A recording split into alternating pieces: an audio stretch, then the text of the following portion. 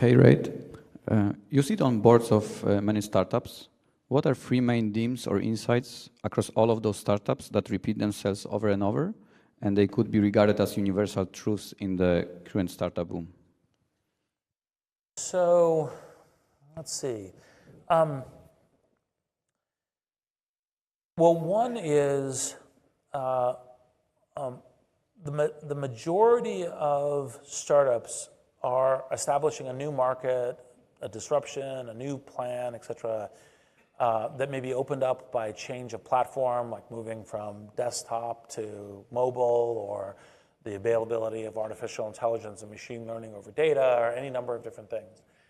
And so the most common one is a fast cycle of a learning clock of here's what we're learning, here's what we understood, here's what we thought before, here's what worked, here's what didn't work, here's what we're doing.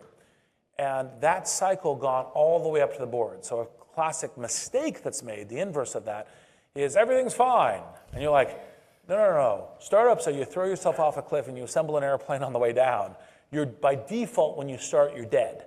Not everything's fine. It's here's what we're learning, here's what we're doing, here's what we're learning, here's what we're doing.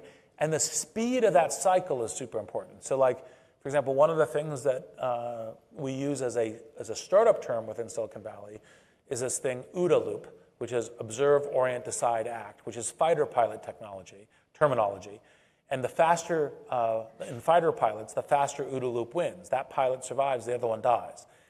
Part of what we talk about in Silicon Valley is what's the speed of your OODA loop as an organization, as an individual. So that's kind of one area.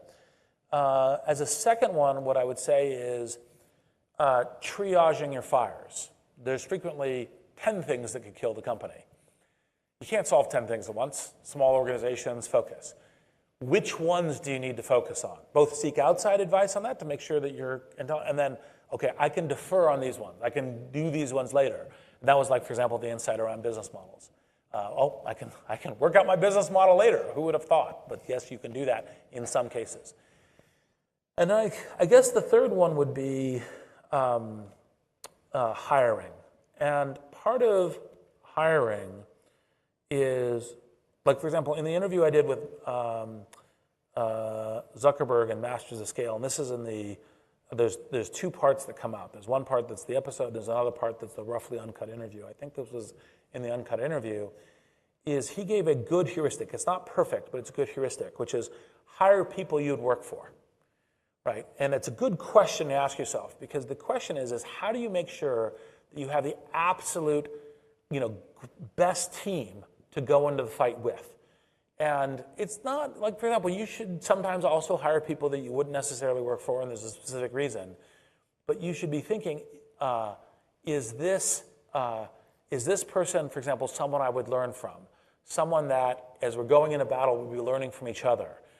And those kinds of things that are encapsulated in that metric of would I hire somebody I would work for is a good way of trying to be very disciplined about keeping the bar high in who you're joining, because you're going into this really important thing that's very difficult. OODA loop, it's fighter pilots, you're going to be zigging and zagging around a lot, and you need to have the team with you. And these are people you're going to be spending hours and hours and hours with. You'd want to be going into battle with them.